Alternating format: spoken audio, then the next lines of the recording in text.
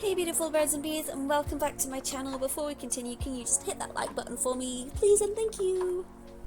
So we're starting off with a really basic, cheap wig from eBay. I will put the link in the description below. They have it in multiple colours, but it was actually really quite thick for the price, and I was really surprised, so the only bad thing was it was quite shiny.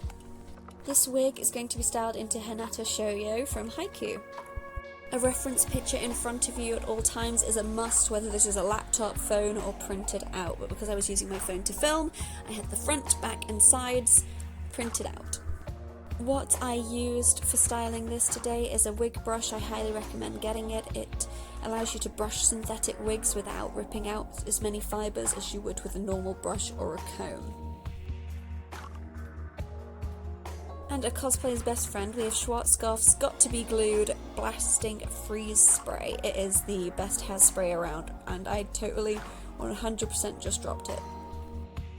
Another thing you can use is baby powder. This is entirely optional, it's not needed, but it's mainly used to help get rid of some of the direct shine. You will definitely need a hairdryer. It helps make things go a lot quicker and gets things to stay up or down depending which direction you want them to go. Hair straighteners are also very handy to have, but make sure that they have a dial or something where you can adjust the temperature. Since it's plastic, we don't want to melt it. And for the organisation, you will need some elastic bands. They are very, very cheap. You can get them for so many. This was £1 for God knows how many from Primark. And they're just going to help us organise and section the wig. I decided to start off by adding some of the baby powder because it was really, really shiny in person. By the time I was done, you could barely tell on camera, but in person it definitely looked a lot less shiny. To do so, simply pour it into your hands and then rub it into the wig. I don't recommend doing it like I was doing it because I applied lots of shaky pressure as I was doing it, and it made it very staticky and pointing up in all directions before I started, so I kind of had to wait for that to go down before I made it worse.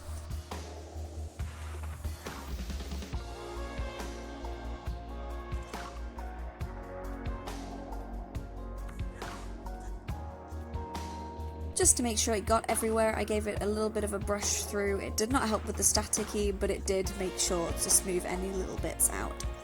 Another thing you can actually use instead is dry shampoo. This does help as well, and it is a bit easier to apply, and I'm pretty sure it might be cheaper. It depends where you're from, but for me it was more expensive.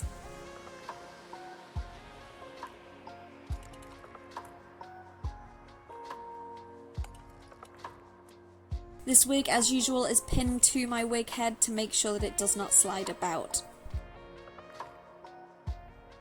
Not all wigs, but the decent ones will have little tabs where your temple is, just in front of your ear. You want to make sure that those are central, and the bits of hair around there you want to make sure you have some longer, because if it's too short there, it will not look very good. So the first thing to do is to section off that bit of hair there. And this bit of hair is the bit that will cover the front of your ear. You can have it going to your jawline, or you can have it curving into your face a bit more, but this is something that you're usually going to want to cut while it's on your face until you are ready and used to doing it, because even I still make mistakes to this day by cutting it too short, and then I've ruined the whole wig.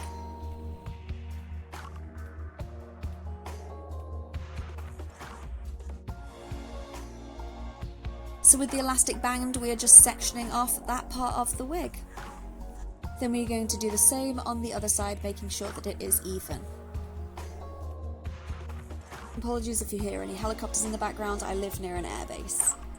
So now we're going to backcomb the entire back of the wig. You can use the wig brush if that's easier, but a comb is usually much more effective and does a better job overall. It gives you a bit more control as well.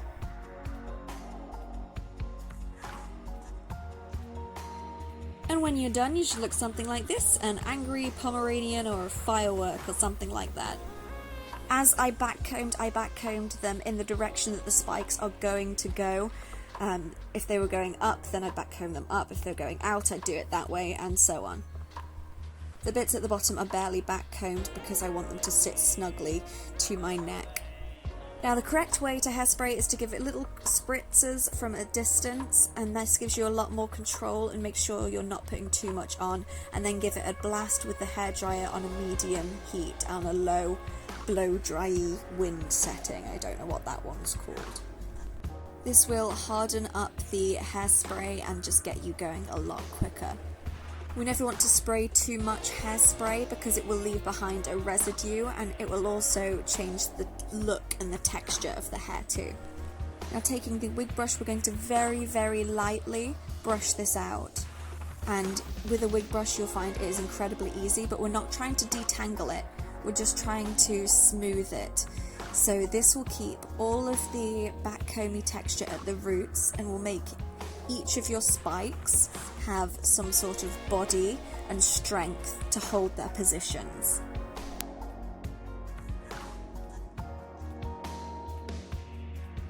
Now, with my thumb equipped with elastic, I shall begin organising where I wish for the spikes to go.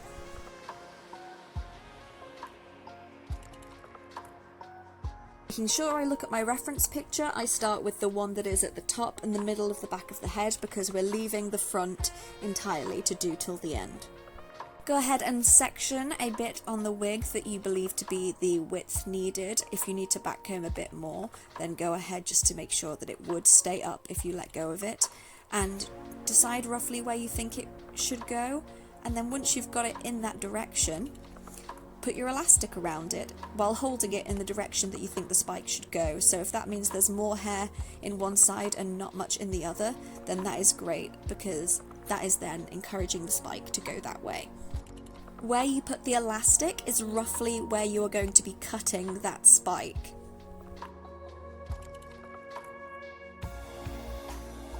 As I said, I'm going to leave the front untouched until I've done the back because it makes it much easier and to see what I need to have going what way.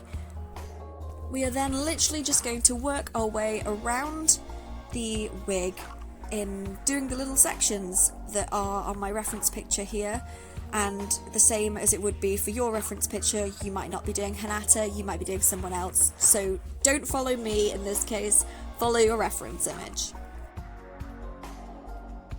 If you have a bit of hair going one way and you want it to go another way, a bit of back combing can really help that stay in position, and when we add heat with the hairdryer, it will stay in place with the hairspray later on.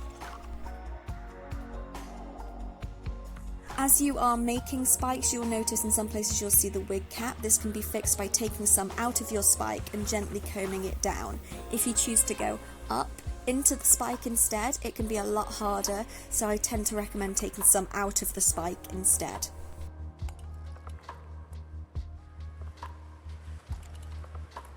In some cases you may want your spike to flick. This can be done now if you want, but I find it easier to do afterwards. You can apply heat with the hairdryer to just toy with the fibres or straighten it.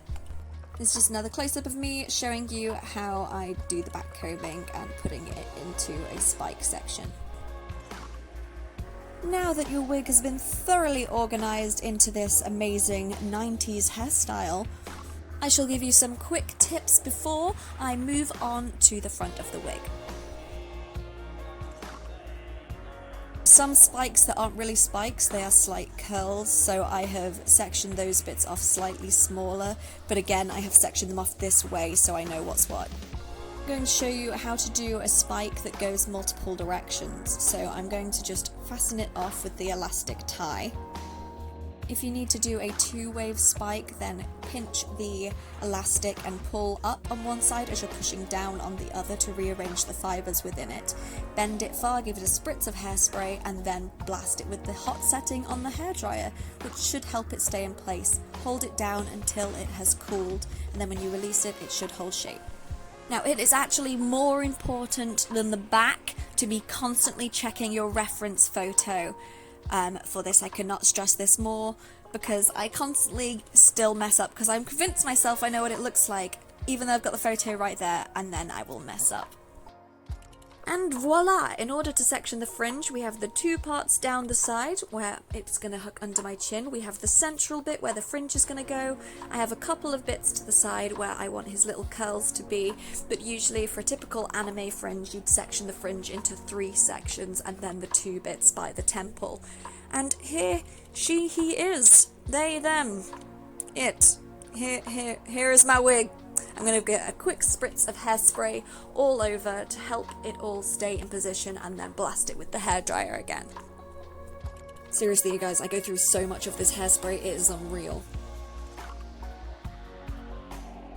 Time for the thing that scares everybody. The cutting. Dun dun dun! I'm going to make it as easy as possible for you, so do not worry, since it's sectioned off, it'll be a lot easier for you. Unlike the sectioning where we started at the top and worked our way down, I'm going to start at the bottom and I'm going to work my way up instead. It makes it easier for me to control. One method I've seen people do is to cut up directly into the spike. I personally do not like this method. I feel like it takes far too long. It blunts your scissors a lot quicker. You also end up with a really heavy end, although you are point cutting, unless you are point cutting quite a different distance, it doesn't make much of a difference. But this is one technique I thought I would show it you as well before I show you my preferred technique, and this is before I take the elastic off. So we're going to take the bit of elastic off now, and there we have what will be our bottom spike. To thin it out more, I'm going in again with point cutting. Point cutting is when you cut directly up into the hair towards the head. Then I give it a quick comb just to get out any of the little bits of hair just from the ends there. Because these ones are by the bottom of my neck, I'm not going to backcomb them anymore, but what I will do is roll the ends into a point and start hairspraying them. You can also hairspray the tip of your fingers to roll the points into a point, I guess. If you have wax, that also makes it a lot easier. But I tend to just stick with this hairspray because it is amazing.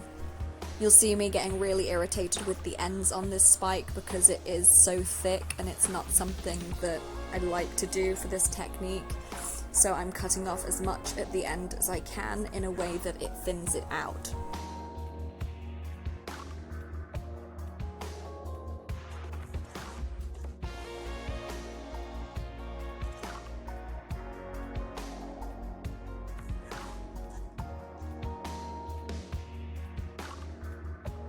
Then we're shaping with the hairspray and applying a little bit of the hairdryer just to dry that into place. While the hairspray is still wet and you've got the hairdryer on, feel free to bend it and stuff like that. You'll feel it hardening up in your hand. If you make a mistake, you can just brush it out because it is hairspray and then start from scratch.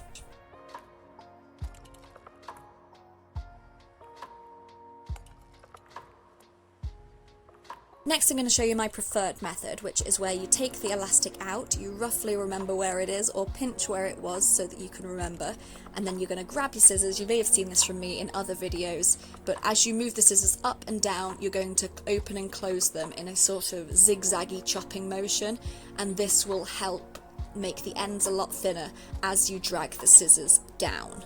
I'm going to do that on both sides, moving towards a point in the middle from what I would like.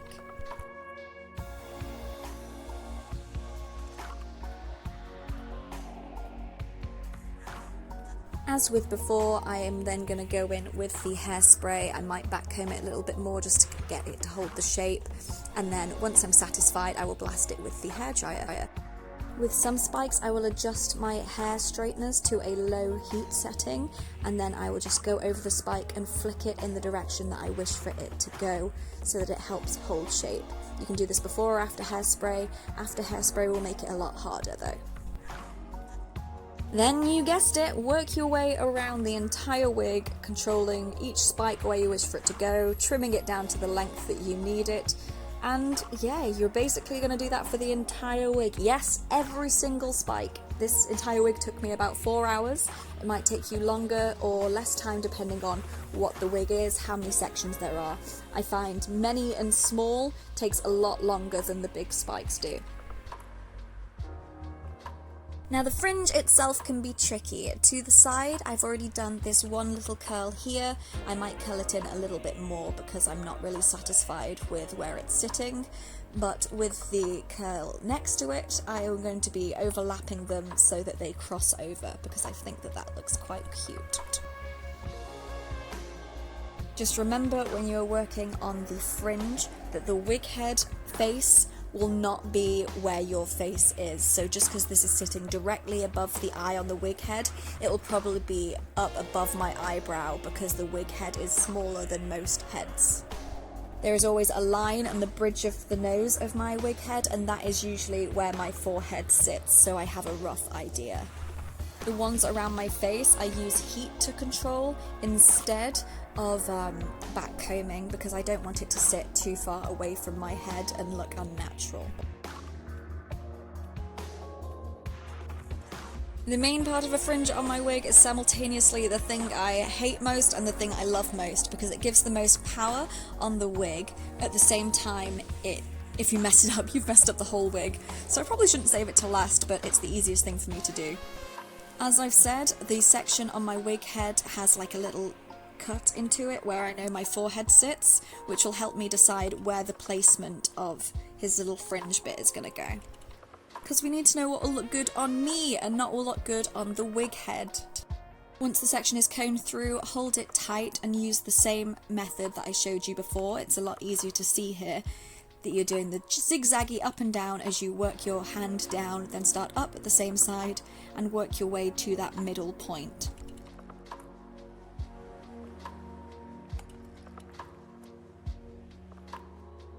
If you want the end to be thinner so that you can point it better, rather than going in from the side, you can go in from above, and that will also texturize it without taking too much out of the sides. This is also me showing you what point cutting looks like from this angle so you can see here.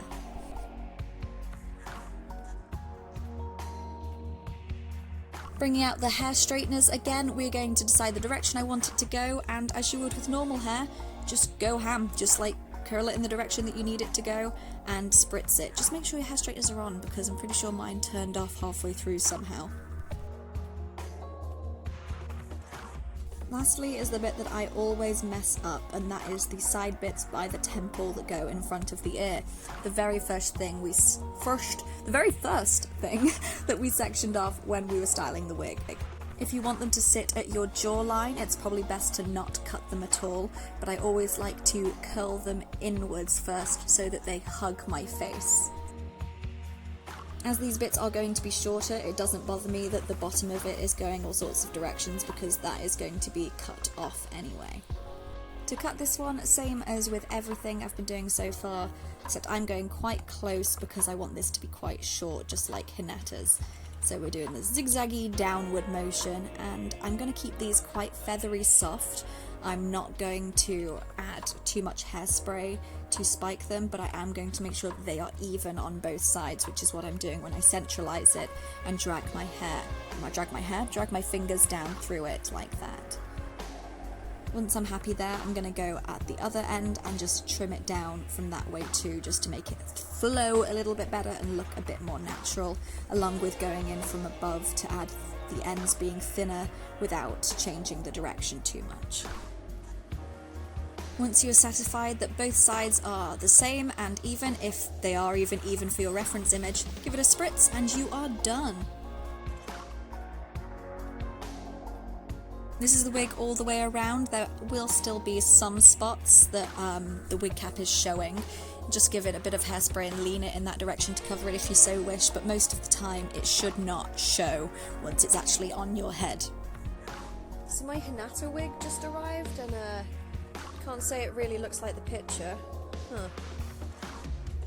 Oh, look at that. Oh, if only wig styling was that easy, eh? 4 hours.